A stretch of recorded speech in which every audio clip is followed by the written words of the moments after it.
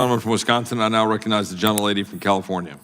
Thank you, Mr. Chair and Ranking Member. I think there's a quick video that I have.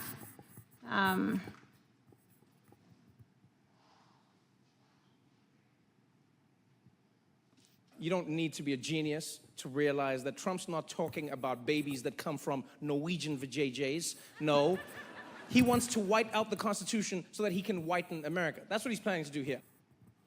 All right, I just thought since, the South Africans are in the news, I would play that. I had a question for you, Mr. O'Brien. Is the Equal Protection Clause part of the 14th Amendment, yes or no? Yes, it is. Okay, thank you. And Mr. McCotter, is the Due Process Clause part of the 14th Amendment, yes or no? Yes, although each clause uses different language. Yes, I do know, but thank you for that. I ask those questions because I have heard no objection from this body, no quarrel, no disagreement with the fact that the Equal Protection Clause and the Due Process Clause are embedded in the U.S. Constitution through the 14th Amendment. In fact, this country's president, that so many revere, has invoked the Due Process Clause on the regular, as he should, because it is his right. And he has, in fact, showed the country how due process works when applied without prejudice. If only it would work for the rest of us like that, but I digress. The point is, those tenets are here to stay with birthright citizenship. So I want to talk about the times that gave rise to the 14th Amendment. It was 1868. There was the aftermath of the 4-year divisive, destructive Civil War that killed roughly 750,000 soldiers, or 2% of the population.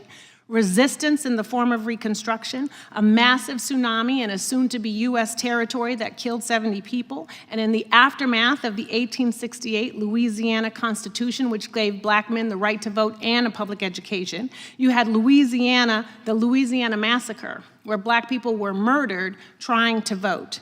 As people would say from my hood in L.A., the white folks went cray-cray. And in spite of all of that, white congressmen showed up in 1868 to debate the 14th Amendment because in the midst of the madness and violence of the time, it was that important. And it passed with birthright citizenship, those 3 clauses. And these tenets forever changed this country. The 14th Amendment is a pillar of American law in a good way, and it has been for 160 years.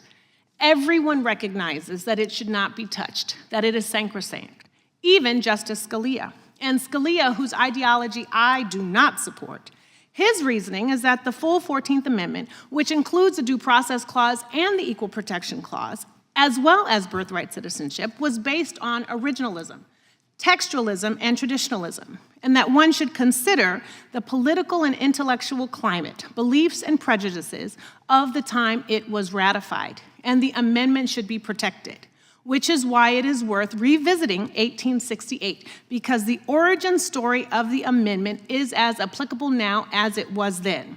You had a Democratic president impeached in 1868 and a Republican president impeached in 1921. You had political violence in 1968 with the Louisiana Massacre and an insurrection that happened here in 2021 where Capitol Police were speared with American flags. You had a tsunami in Hawaii in 1868 and a fire again in 2023. You had an economic turndown in 1868 and you have $15 eggs under Trump right now in 2025. Same environment, toxic, hostile, destructive, deadly.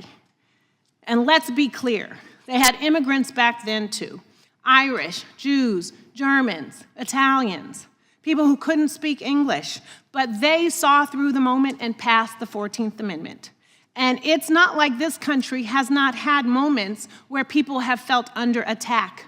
We've had Jim Crow, World War II with the Germans, McCarthyism, the Japanese in internment camps, the Vietnam War, and birthright citizenship has survived all of that. And now, not because of war, but because somebody can't get a job at Walmart, because of xenophobia, fragile ego, and mediocrity, we are going to look for culprits instead of protecting the Constitution. It is the epitome of lazy. And if they could put the 14th Amendment in the Constitution during those hostile times, we can keep it in law during ours. The climate is not different.